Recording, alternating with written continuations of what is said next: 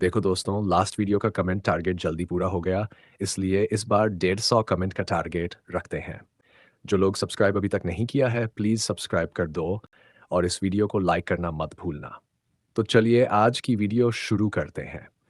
पिछले एपिसोड के लास्ट में हमने देखा था कि हो युहाओ और बे बे एल्डर श्वान से मिलने के लिए जा रहे थे। अब आगे देखेंगे। अकेडमी में प्रवेश करने के बाद हो युहाओ और बे बे दोनों की चाल धीमी हो गई। बे बे ने थोड़ा हैरान होकर पूछा, युहाओ, तुम्हारे और वूतोंग के बीच क्या चल रहा है? उस दिन तुम्हें वापस लाने के बाद वो बिना कुछ कहे चली गई। ऐसा क्यों? हो युहाओ बेबस होकर बोला, मुझे भी नहीं पता। उस समय हम बहुत खतरे में थे। शायद उसने मेरी जान बचाई होगी। हो सकता है कि वो खुद घायल हो गई हो या बहुत थक गई हो, इसलिए वो जल्दी से अकादमी लौट गई होगी आराम करने के लिए। वो बेबे को ये नहीं बता पाया कि उसने तंग वुतोंग के लिए 9 वार झेले थे। अगर उसने बता दिया होता तो पता नहीं बेबे उसे कितना डांटता। उसे किसी और से डर नहीं था, पर बेबे से था। वह बेबे को हमेशा अपने सगे बड़े भाई जैसा मानता था। बेबे ने कहा, जब उसने तुम्हें बचाया है तो तुम्हें एल्डर श्वान को रिपोर्ट देने के बाद उससे मिलने जाना चाहिए। इस बार वूतोंग ने तुम्हारे लिए बहुत कुछ किया है। मैं साफ देख सकता हूं कि वो तुम्हें पसंद करती है।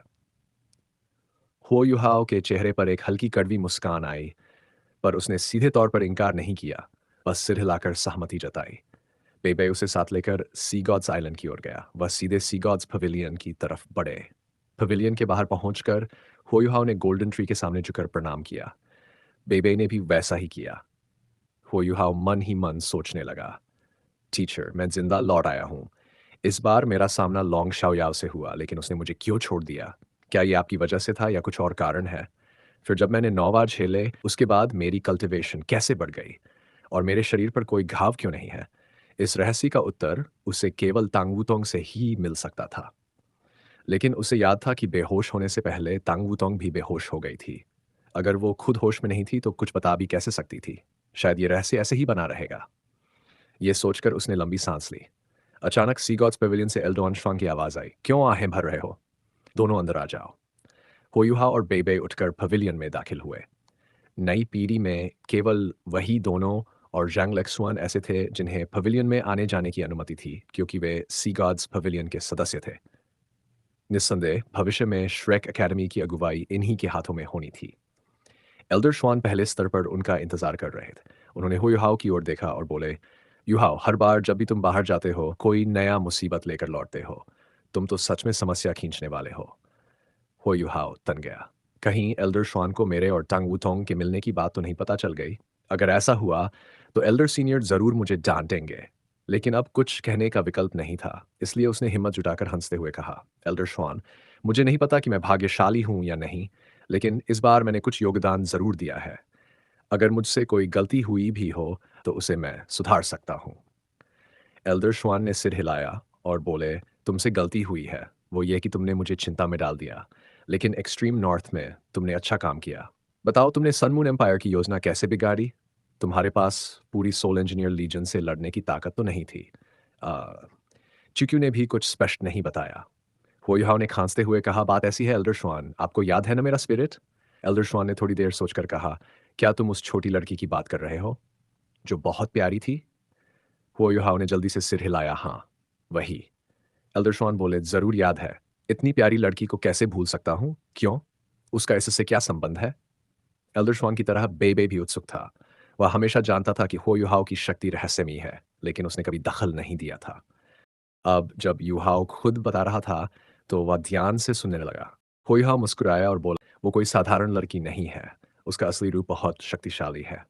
उसने बताया कि कैसे उसे Sun Moon Imperial Soul Engineering Academy में स्नो एम्प्रेस का एम्ब्रियो मिला और कैसे उसने स्नो एम्प्रेस के साथ फ्यूजन किया।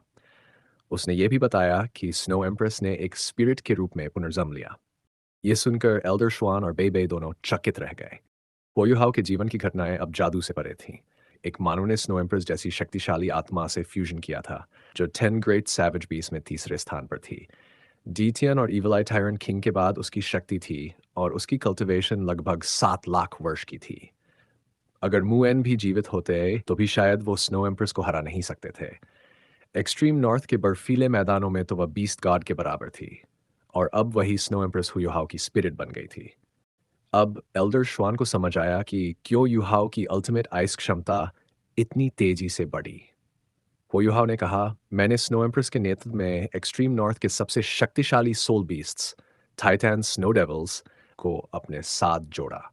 हमने मिलकर सन मून एम्पायर के बेस और सुविधाओं को नष्ट करने की योजना बनाई। इतनी कठोर परिस्थितियों में बिना उपकरणों के वे टिक नहीं पाए, इसलिए उन्हें पीछे हटना पड़ा।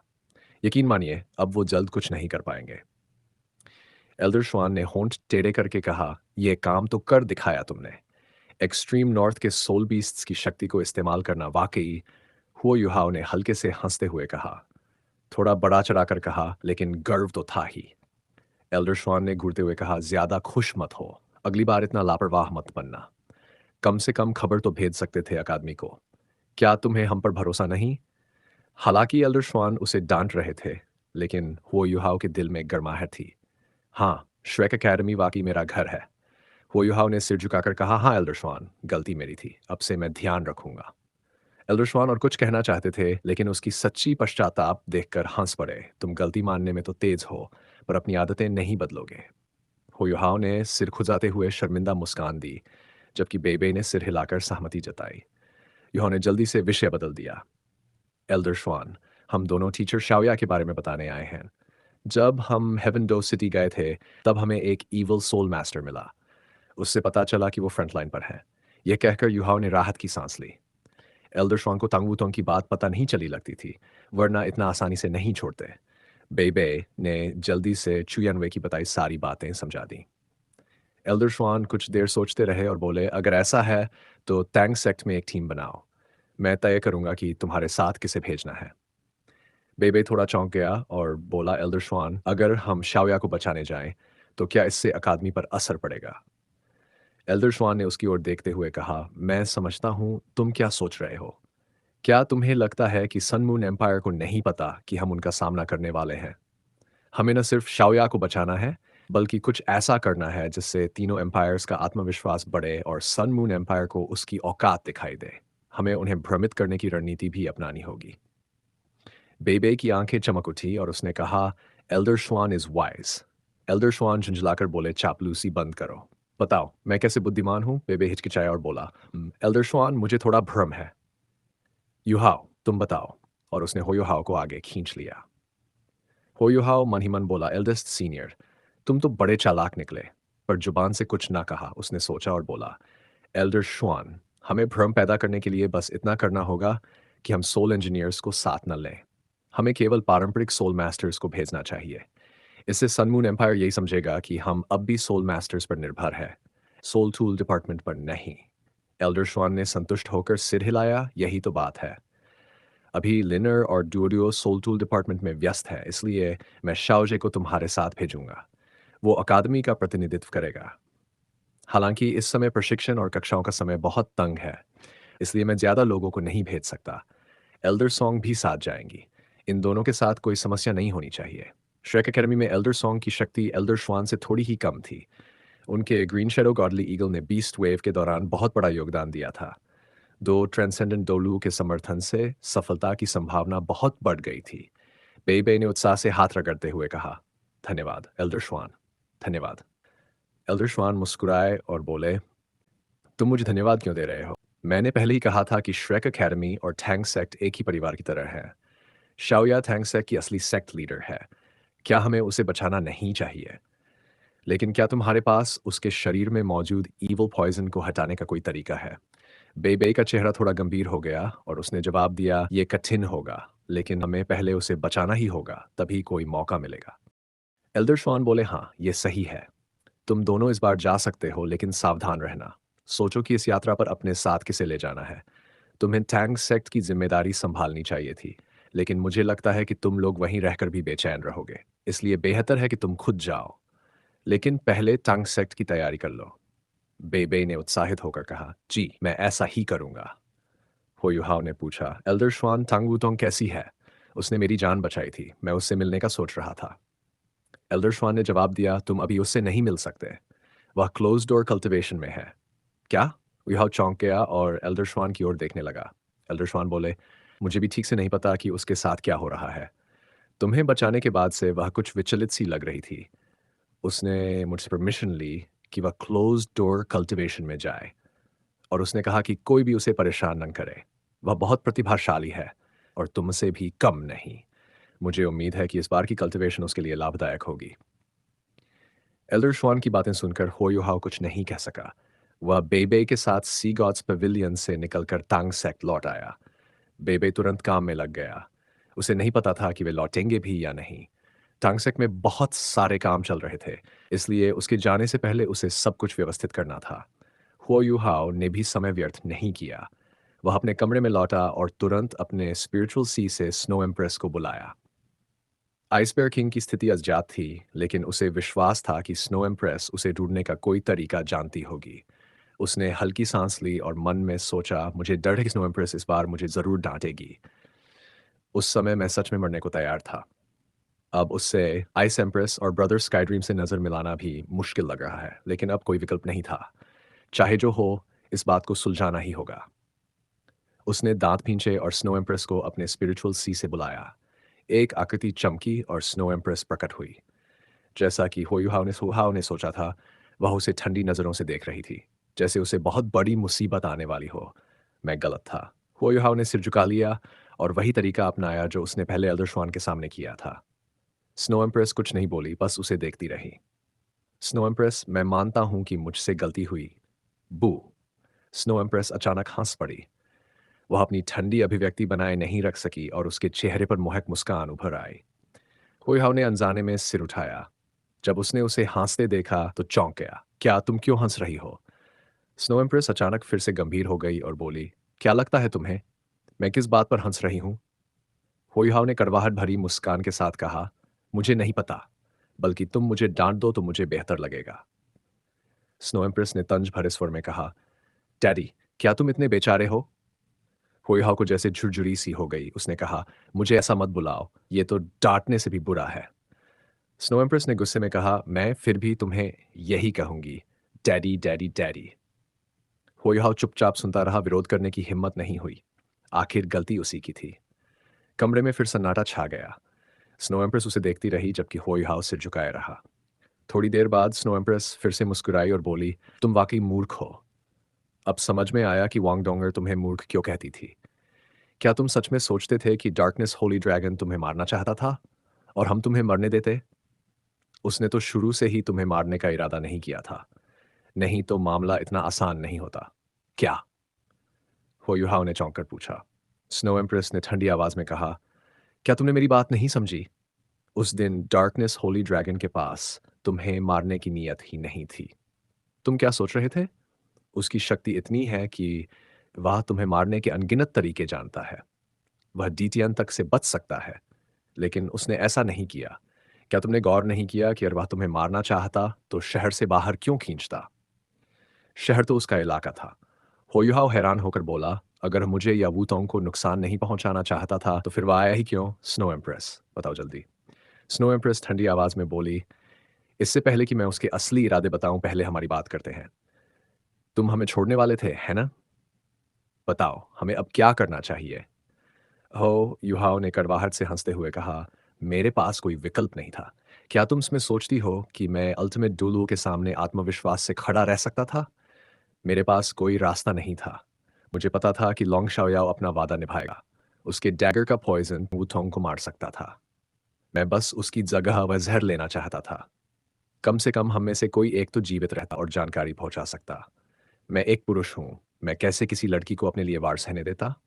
और फिर आइस एम्प्रेस ने पहले कहा था कि तुम सबकी ओरिजिन शक्ति मैनिफोल्ड मिस्टीरियस आइस एसेंस से स्थिर हो चुकी है। अगर मैं मर भी जाता तो तुम सब नए शरीर ढूंढ सकती थी।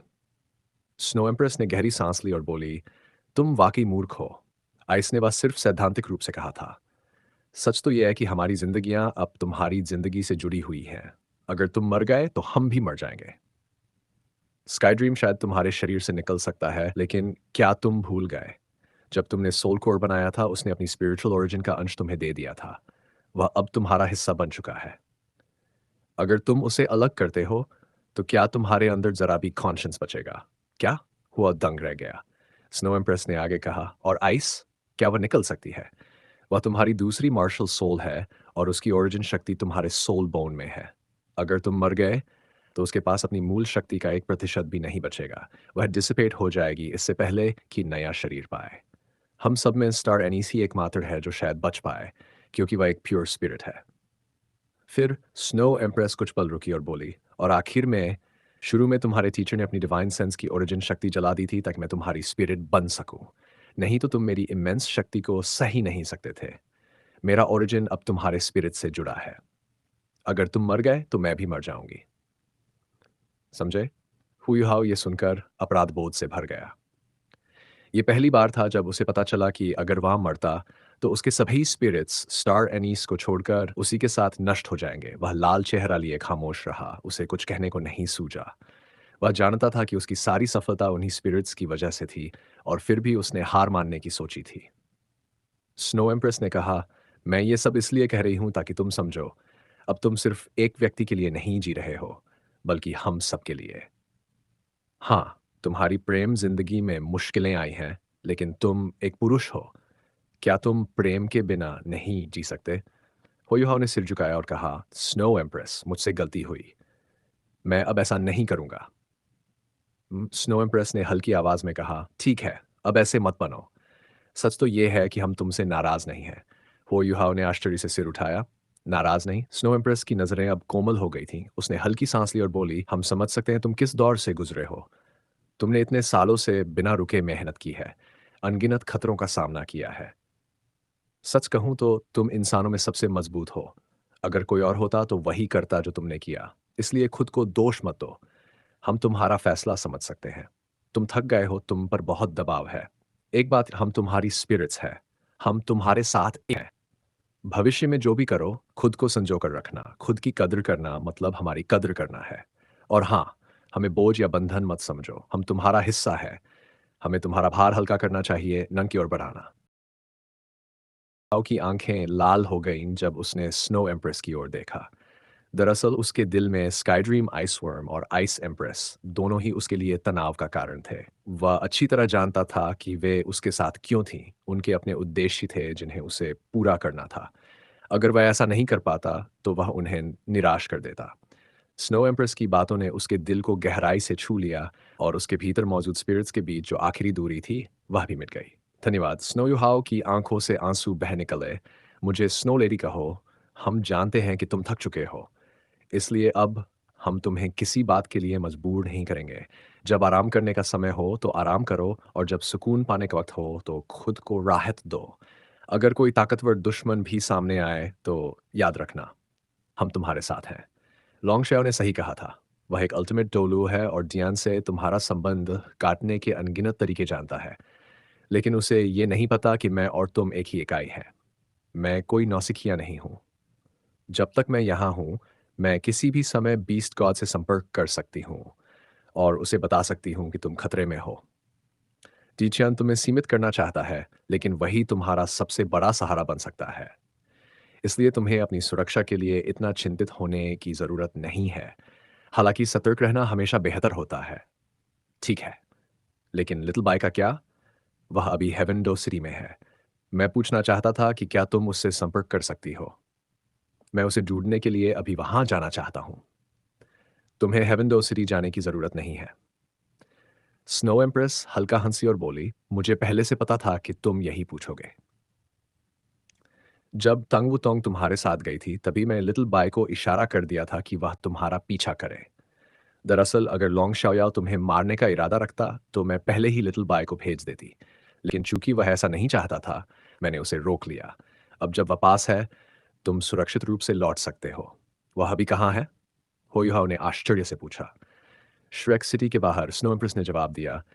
मैंने उसे जंगल में इंतजार करने को कहा है। तुम वहां जाकर उसे ले आओ। फिर मेरा मानना है कि तुम दोनों का फ्यूजन शुरू हो सकता है। क्या? चौंक चौंक गया। तुम क्या कह रही हो? स्नो एम्प्रेस ने सिर हिलाया और कहा, हाँ, उस दिन जब तुम घायल हुए थे, लॉन्ग शाओयाओ ने पहले तुम्हारे शरीर से पॉइजन निकाला, फिर तुम्हारे घावों को ठीक किया। उसके मुताबिक वह तुम्हारी सोल पावर, स्पिरिचुअल पावर और एनर्जी को खत्म करना चाहता था, ताकि जब तुम वह चीज ग्रहण करो तो उसका प्रभाव अधिकतम हो। होयुहाओ हैरान हुआ। कौन सी चीज? उसने मेरे साथ क्या किया? स्नो एम्प्रेस ने हल्की सांस ली और थोड़े ईर्ष्यालु स्वर में कहा, उस दिन लोंगशायो ने तुम्हें एक ड्रैगन पिल दी थी। ड्रैगन पिल? क्या होती है? स्नो एम्प्रेस एकदम से चुप रह गई और बोली, तुम्हें नहीं पता ड्रैगन पिल क्या होती है? ओह, समझ गई। ये तो ऐसी अनमोल वस्तु है जो इस दुनिया में शायद ही मिलती है। हो युहाओ ने उत्सुकता से उसकी ओर देखा। वह स्पष्टीकरण का इंतजार कर रहा था। स्नो एम्प्रेस ने कहा, ड्रैगन पिल एक ड्रैगन से मिलने वाली पिल होती है। हो युहाओ के चुप चेहरे को देखकर स्नो एम्प्रेस खिलखिला पड़ी। मैंने गलत क्या कहा? ऐसे क्यों देख रहे हो मुझे? हो युहाओ ने कहा, क्योंकि तुम्हारा स्पष्टीकरण कमाल का है। एक ड्रैगन की पिल। क्यों ना तुम इसे ड्रैगन का एग ही कह दो? स्नो एम्प्रेस हंसते हुए बोली, ड्रैगन्स एग? उसका प्रभाव ड्रैगन पिल जितना नहीं होता। क्या तुम ड्रैगन का अंडा फर्टिलाइज कर सकते हो? और अगर कर भी लो तो क्या तुम उसके बड़ा होने तक इंतजार करोगे? एक ड्रैगन को वयस्क बनने में वर्षों लगते हैं। तो फिर ड्रैगन पिल होती क्या है? स्नो एम्प्रेस ने समझाया, ड्रैगन पिल असल में एक एनर्जी बॉडी होती है जो किसी जायंट ड्रैगन के वयस्क होने के बाद धीरे धीरे बनती है। इसमें उस ड्रैगन की ब्लड लीनिएज और उसकी ओरिजिन शक्ति होती है। ये वही चीज़ होती है जिससे कोई जायंट ड्रैगन अपनी स्पिरिचुअल सेंस विकसित करता है। सरल शब्दों में कहें तो ड्रैगन पिल किसी मानव सोल मास्टर के सोल कोर जैसी होती है, बल्कि उससे भी अधिक महत्वपूर्ण। किसी ड्रैगन से ड्रैगन पिल पाने के लिए तुम्हें उसे मारना पड़ता है। इतनी खतरनाक चीज़? फिर लॉन्गशायो ने मुझे वह क्यों दी और इसका मुझ पर क्या असर होगा? होयो ने जल्दी से पूछा। स्नो एम्प्रेस ने कहा, मुझे ठीक से नहीं पता, लेकिन मैंने सुना था कि इसका कुछ संबंध किसी मुएन नाम के व्यक्ति से है। शायद मुएन ने कोई अनुरोध किया था, इसलिए लोंगशाओ ने तुम्हें वह दी। टीचर? होया बोला। वह लोंगशाओ के साथ twin dragons of black and white कहलाते थे। वह भी एक अल्टीमेट डोलू थे और सी गॉड्स पेविलियन के अंतिम मास्टर थे। उनका martial soul radiant holy dragon था, अत्यंत शक्तिशाली। स्नो एम्प्रेस बोली, ओह, तो बात यह है। मुझे नहीं पता कि उन्होंने वह ड्रैगन पिल कहाँ से प्राप्त की, लेकिन तुम्हारा भाग्य बहुत अच्छा है। होयोहा ने पूछा, तुमने अब तक ये नहीं बताया कि ड्रैगन पिल का उपयोग क्या है? स्नो एम्प्रेस ने कहा, इसका सबसे बड़ा प्रभाव शरीर को शुद्ध करना और हड्डियों व रक्त को मजबूत बनाना है। सरल शब्दों में कहें तो जब तुम ड्रैगन पिल को पूरी तरह ग्रहण कर लोगे तो तुम्हारा शरीर एक जायंट ड्रैगन जितना शक्तिशाली हो जाएगा। और जब तुम अल्टीमेट डोलू बनने की ओर बढ़ोगे तो तुम्हें अपने शरीर की कमजोरी की चिंता नहीं करनी पड़ेगी। हुयुहाओ दंग रह गया। श्रेक एकेडमी के एक एलीट स्टूडेंट के रूप में वह अच्छी तरह जानता था कि सोल मास्टर की कल्टीवेशन में शरीर की मजबूती कितनी अहम होती है। बाद के चरणों में कई बार शरीर की सीमा ही आगे बढ़ने में बाधा बनती है, खासकर ट्रांसेंडेंट डोलुओं के स्तर पर। अगर स्नो एम्प्रेस सही कह रही है तो इसका मतलब है कि मैं बिना किसी शारीरिक बाधा के अल्टीमेट डोलू बन सकता हूँ। ये तो अविश्वसनीय है। टीचर, क्या आपने ही लॉन्गशायो से मदद मांगी थी? लेकिन फिर वह होली गोस्ट चर्च के साथ क्यों है? इस समय होयुहाओ पूरी तरह उलझन में था। वह समझ नहीं पा रहा था कि उसके टीचर और लॉन्गशाओ के बीच क्या समझौता हुआ था जिससे यह सब हुआ। लेकिन जो भी हो, ड्रैगन पिल प्राप्त करना उसके लिए अत्यंत लाभदायक था। यही कारण है कि तुम्हारी सोल पावर बॉटलनेक तक पहुंच गई थी। ड्रैगन पिल तुम्हारे शरीर को रूपांतरित कर रही है और तुम्हारे भीतर आकार ले चुकी है। वरना तुम्हारी कल्टीवेशन की अवस्था में तुमका शरीर इम्प्लोड हो जाता। लॉन्गशाओ ने सब पहले से सोच रखा था। उसने ड्रैगन पिल की एक भाग शक्ति तुम्हारे शरीर को दी और बाकी शक्ति को तुम्हारे सीने में संकुचित कर दिया। भविष्य में जब तुम वहां एक सोल कोर बनाओगे तो ड्रैगन पिल की वह शक्ति तुम्हारे लिए बहुत सहायक होगी। लॉन्गशाओ ने तुम्हें बहुत बड़ा उपहार दिया है। अब हमें तुम में सच्ची उम्मीद दिख रही है, न सिर्फ तुम्हारी बुद्धिमत्ता या प्रतिभा के कारण, बल्कि तुम्हारी क्षमता के कारण भी। समझे? स्नो एम्प्रेस की बातें सुनने के बाद भी होयुहाओ का चेहरा भ्रमित था। तुम वाकई बेवकूफ हो। कुछ वार झेलने के बाद तुम्हारा दिमाग राख हो गया क्या? स्नो एम्प्रेस ने आंखें घुमाई और बोली, सोचो जरा, तुम्हारे शरीर में कितनी अलग अलग शक्तियां हैं। पहली, मैनिफोल्ड मिस्टीरियस आइस एसेंस। मैंने उसका बड़ा हिस्सा अवशोषित कर लिया है, पर तुमने भी कुछ हिस्सा ग्रहण किया था जो अब भी तुम्हारे रक्त में मौजूद है। यह तब काम आएगा जब तुम रैंक 90 पर पहुंचकर टाइटल डोलुओ बनने की कोशिश करोगे, क्योंकि तुम्हारे पास पहले से एक सोल कोर है, इसलिए दूसरा बनाना कठिन होगा। इसके लिए बहुत अधिक एनर्जी चाहिए। इसलिए मैंने कहा था कि आइस एसेंस को सहेज कर रखो, ताकि जब तुम दूसरा सोल कोर बनाओ तब उसका उपयोग कर सको। जबकि लॉन्ग शाओयाओ द्वारा दी गई ड्रैगन पिल की शक्ति आइस एसेंस जितनी विशाल नहीं लगती, पर उसका प्रभाव अधिक प्रबल है और यह तुम्हारे शरीर के लिए अत्यंत उपयोगी है। तुम्हारी मौजूदा स्थिति के अनुसार तुम्हें अपना दूसरा सोल कोर सीने में बनाना चाहिए और ड्रैगन पिल की शक्ति को उसमें अवशोषित करना चाहिए। इस तरह जब तुम दूसरा सोल कोर बनाओगे, तुम्हारा शरीर फिर से विकसित होगा और उस समय तुम्हारा शरीर एक जायंट ड्रैगन जितना शक्तिशाली बन जाएगा। मैंने जो पहले कहा था कि तुम्हारी शक्ति जायंट ड्रैगन जैसी होगी, वह इसी अवस्था के लिए था। अभी नहीं। अभी तुम उससे कमज़ोर हो, लेकिन ड्रैगन पिल की शक्ति को पूरी तरह अवशोषित करने के बाद तुम्हारा स्पिरिचुअल सी और शरीर दोनों ही ड्रैगन जितने स्थिर हो जाएंगे। भविष्य में जब डी थियान से लड़ोगे तो तुम्हारे पास जीतने का अवसर होगा। इसका मतलब है कि जब तुम अल्टीमेट डोलू बनोगे तो ड्रैगन पिल और मैनिफोल्ड मिस्टीरियस आइस एसेंस की शक्ति से तुम एक अभूतपूर्व तीसरा सोल कोर भी बना सकोगे। हुयुहाओ ने सिर हिलाया। 3 सोल कोर सुनने में तो बहुत अच्छा लग रहा है। मुझे सच में अल्टीमेट डोलू बनने की उम्मीद है। स्नो एम्प्रेस झुंझला गई। तुम्हारा ये भाव क्या है? तुम्हें पता भी है 3 सोल कोर का मतलब क्या होता है? हाउ ने उलझकर पूछा, क्या ये बहुत खास बात है? डी टियन की सोल पावर भी उसके सोल कोर्स से आती है। उसके कितने सोल कोर्स हैं? मूर्ख। 2 मुख्य सोल कोर के संयोजन से किसी की सोल पावर डी टियन जितनी शक्तिशाली बन सकती है। मुझे नहीं पता कि डी टियन के पास तीसरा सोल कोर है या नहीं, लेकिन संभव है कि हो। इसका मतलब है, अगर तुम 3 सोल कोर बना लेते हो, तो तुम्हारी शक्ति डी टियन के समान होगी और तुम पिछले 10,000 वर्षों में सबसे शक्तिशाली मानव बन जाओगे।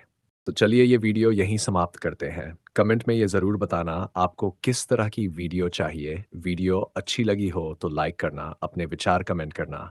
चैनल पर नए हो तो सब्सक्राइब ज़रूर करना। तो चलिए मिलते हैं अगले वीडियो में। धन्यवाद।